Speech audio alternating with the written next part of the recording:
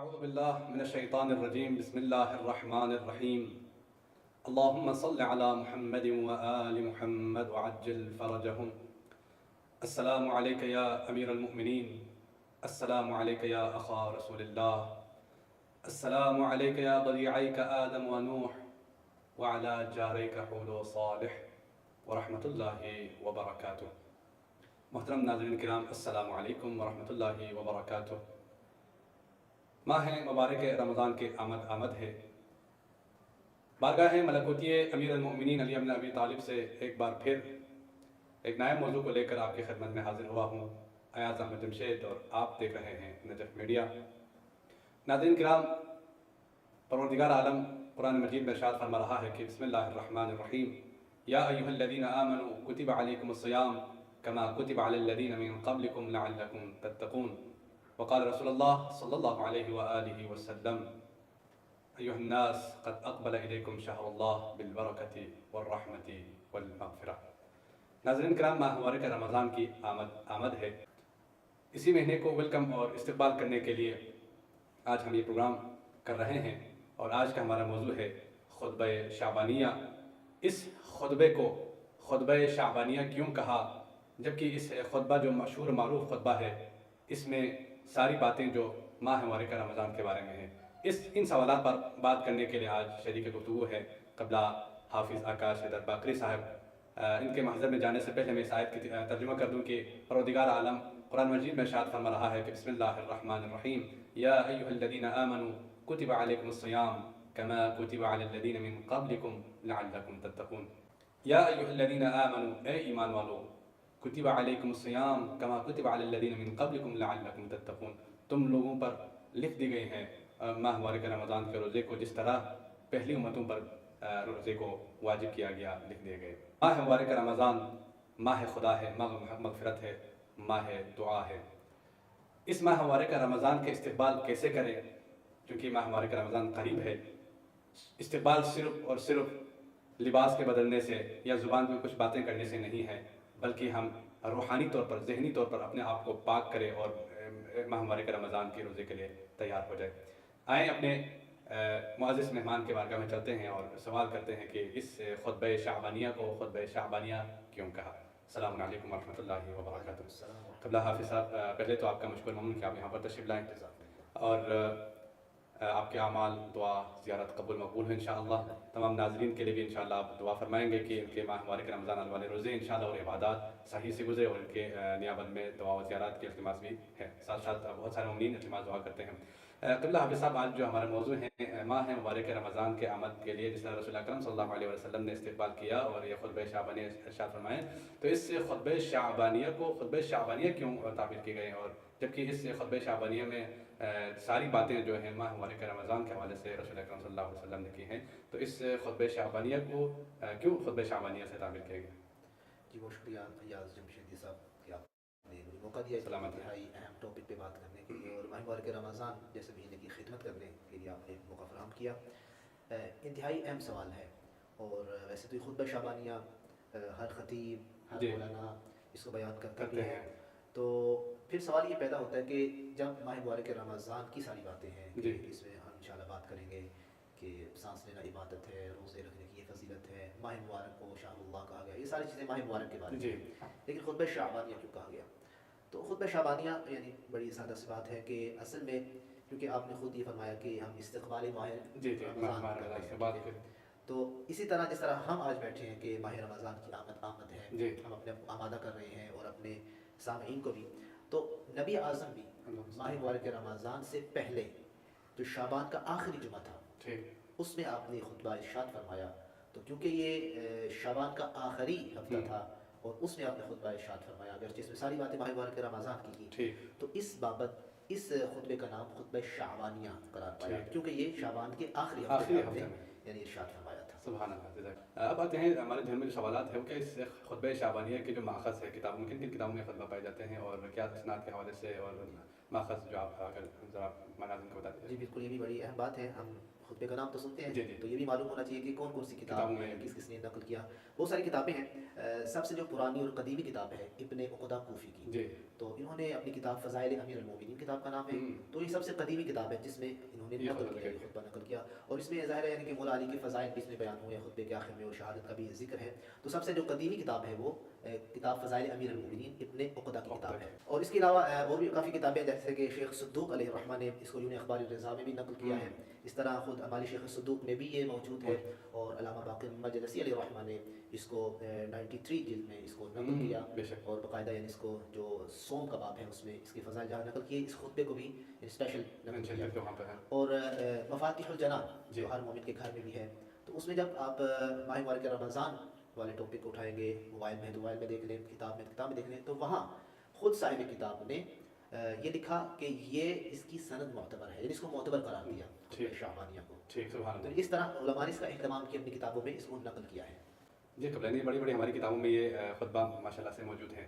اچھا قبلہ آتے ہیں متن کی طرف جو ہے. اس سے خطبہ شعبانیہ میں شیخ رسول اللہ صلی اللہ علیہ وسلم نے فرمایا کہ ایھا الناس قد اقبل الیکم شہر اللہ بالبرکۃ والرحمۃ والمغفرہ. تو اس مہینے میں کے لیے کئی تعبیریں دی گئی ہیں، کئی نام دیے گئے رسول اللہ صلی اللہ علیہ وسلم نے. تو ذرا بتا دیجیے اس کی فضیلت جو ہے اس متن کے حوالے سے جو ہے نا ماہ مبارک رمضان کی فضیلت جو ہے ہمارے ناظرین.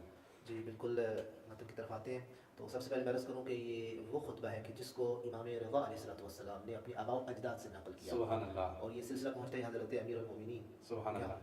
آپ کی بارگاہ میں ہے، رجسٹریشن موجود ہے، یہاں سے پروگرام کر رہے ہیں. تو خود مولا علی علیہ السلام نے یہ رسول پاک سے نقل کیا. سبحان اللہ. ایک سلسلہ بھی جس طرح سلسلہ ذہب کی طرح جو ہے بالکل، یہ بھی ایک سلسلہ ذہب ہی اس کو آپ کہہ سکتے ہیں. سبحان اس میں سارے سلسلے معصوم ہیں. سبحان اللہ. خود مولا امیر کائنات ارشاد فرماتے ہیں کہ جمعے کا دن تھا اور ہم نبی اعظم کی بارگاہ میں موجود تھے کہ آپ نے خطبہ ارشاد فرمایا. اور خطبہ آپ یہ محسوس کریں کہ سننے والے اصحاب ہیں اور نقل کرنے والے مولا امیر کائنات جیسی ذات اقدس ہیں، اور جو بیان کر رہے ہیں ان کو رسول پاک ہے جو ما ینطق عن الہویٰ کے مصداق ہیں. یعنی گویا کہ یہ جو کلام، یہ جو خطبہ ہے، یہ بھی گویا کہ قرآن ثانی ہے، یعنی یہ وحی ثانی ہے. تو پہلا جملہ جو ارشاد فرمایا ایھا الناس انہ قد اقبل الیکم شہر اللہ. سبحان اللہ. پوری انسانیت کو خطاب کیا. جس طرح قرآن میں ہے نا کہ یا ایھا الناس اعبدوا، اے لوگوں عبادت کرو اپنے پروردگار کی. تو یہاں بھی کہا کہ اے لوگوں، اے مسلمانوں نہیں، اے لوگوں، انہ قد اقبل الیکم شہر اللہ، اے لوگوں اللہ کا مہینہ تمہاری طرف آ رہا ہے. سبحان اللہ. خدا جبکہ روزہ تو مسلمانوں پر فرض ہے، بالکل ایسے ہی، لیکن رسول اللہ صلی اللہ علیہ وسلم پوری انسانیت کو کہہ رہے ہیں تمہاری طرف اللہ کا مہینہ آ رہا ہے. تو اس کا مطلب یہ ہے کہ اس میں جہاں ایمان والے استفادہ کر سکتے ہیں، اگر کوئی یہ کوشش کرے تو عام انسان بھی، اگر وہ مسلمان نہیں بھی ہے تو اس کی برکت سے وہ مسلمان ہو سکتا ہے، وہ اسے استفادہ کر سکتا ہے. اور جس طرح آپ نے بھی کہا کہ یہ اللہ کا مہینہ کیا لے کے آ رہا ہے، پہلے جملے میں 3 چیزیں ارشاد فرمائی، بالبرکۃ والرحمۃ والمغفرہ. سبحان اللہ. 3 چیزیں یہ مہینہ لے کے آ رہا ہے تمہارے لیے تحفے کے طور میں. 3 چیزیں لے کے آ رہا ہے، ایک برکت، اور دوسرا رحمت پروردگار، اور تیسرا مغفرت پروردگار. اب یہاں سب اس کو یعنی ہم نے سن تو لیا، لیکن اس کو کھولنے کی ضرورت ہے. بے شک. اب اگر سن کے گزر جائے اور بیان کرنے والا بیان کر کے گزر جائے تو فائدہ نہیں ہے. پہلی چیز کہ برکت، اللہ کا مہینہ برکت لے کے آ رہا ہے. سبحان اللہ. کیا برکت ہے اس میں، خود انشاءاللہ اس خطبے میں بیان کریں گے. برکت یعنی کسی چیز کا قلیل مقدار میں ہونا اور اس کا فائدہ زیادہ ہونا، یہ ہوتی ہے برکت. یعنی تھوڑی چیز کو اللہ زیادہ کرتا ہے. واہ. یعنی اس مہینے میں تھوڑی سی چیز بھی جو ہے عبادت بھی زیادہ ہو جاتی ہے. وہ کس طرح ہوتی ہے وہ آگے بھی انشاءاللہ وہ بیان کریں گے. وہ یہ ہے کہ دیکھیں عام مہینوں میں انسان وضو کر کے اگر سو جائے تو یہ سونا اس کے وضو کو ان عام مہینوں میں باطل کر دے گا. ٹھیک. بے شک. یعنی سونا جو ہے اس کے وضو کو باطل کر دے گا. وضو کرنا عبادت تھا تو اس نے وضو کیا، اونگ آ گئی، سو گیا تو وضو باطل ہو گیا. بے شک. کہا نومکم فیہ عبادت. چلا گیا گا کہ یہ جو نیند عام مہینوں میں تمہاری عبادت کی قاتل تھی، جی واہ، تمہاری عبادت کو ختم کر دیتی تھی، اسی نیند کو اللہ اس مہینے میں عبادت بنا دیتا. واہ سبحان اللہ. تو یہ ہے برکت. کیا خوبصورت تعبیر ہے. یعنی چھوٹی سی چیز کو جو ہے بہت زیادہ کر کے پروردگار عالم انسان کو عطا کرتا ہے. وہ جو عبادت کی قاتل ہے اس کو اللہ عبادت بنا دیتا ہے، اور نیند کو بھی عبادت بنا دیتا ہے. سبحان اللہ. بالبرکت. ہر چیز میں برکت ہے. آپ صدقہ دیں گے اس میں برکت ہوگی، آپ دعا کریں گے اس میں برکت ہوگی، سبحان اللہ. آپ اہل ویال کے رزق لے کے آئیں گے اس میں برکت ہوگی. ٹھیک ہے جی. ایک کھجور کے ذریعے کسی کا روزہ افطار کرائیں گے اس میں برکت ہوگی. تو یہ برکت والا مہینہ ہے. سبحان اللہ. اور پھر آگے بڑھیں گے والرحمہ. اور اللہ اس مہینے میں رحمت لے کے آتا ہے. اللہ کا مہینہ. اب رحمت کیا ہے؟ کہتے ہیں ربکم علی نفسہ الرحمہ. رحمت یہ ہے کہ اللہ نے اپنی ذات پہ یہ لازم قرار دیا ہے کہ وہ تم پہ رحمت برسائے گا. جس طرح آپ نے کہا نا کتب علیکم الصیام، تم پہ روزوں کو فرض کر فرض دیا کر دیا گیا. اب گیا. وہاں کتبہ کی تعبیر ہے, اور جہاں رحمت کا ذکر تھا وہاں بھی کتبہ کی تعبیر واہ. ہے. جس طرح تم پہ روزے واجب, اللہ پہ بھی یہ واجب ہے, اللہ نے خود واجب قرار دیا کہ وہ تم پہ رحمت برسائے گا. سبحان اللہ. اور جو عام مہینوں میں بھی رحمت اللہ نے اپنے پر فرض قرار کی ہے, تو وہ اس مہینے میں کہا میں اسپیشل تم پہ واہ. رحمت برساؤں گا. سبحان اللہ. اور پھر آگے تو کیا کمال کر دیا, والمغفرہ, والمغفرہ. کہ یہ مہینہ کی جو مغفرت لے کے آ رہا ہے. سبحان اللہ. اے گنہگارو, اے وہ کہ جو اللہ کی بنائی ہوئی حدود کو توڑنے والے ہو, جو اللہ سے دور ہو چکے ہو, جو غفلت کے پردوں میں چلے گئے ہو, سبحان جو اللہ. ضلالت و گمراہی کے گھٹا ٹوپ اندھیروں کی تاریک راہوں پہ سرگرداں ہو, آؤ اس اللہ کے مہینے میں آؤ, تمہیں برکت بھی ملے گی, تمہیں رحمت بھی ملے گی, تمہیں مغفرت پروردگار بھی ملے گی. سبحان تو یہ اللہ. مہینہ وہ ہے کہ جو مغفرت لے کے آ رہا ہے, کہ تم آؤ اور آ کے اس مہینے میں اللہ سے دعا کرو, اپنے گناہوں کی مغفرت طلب کرو, تو اللہ تمہارے لیے غفار بن جائے گا, غفار الذنوب بن جائے گا. سبحان اللہ. اور پھر آخری میں 3 جملے بڑے اہم ہیں.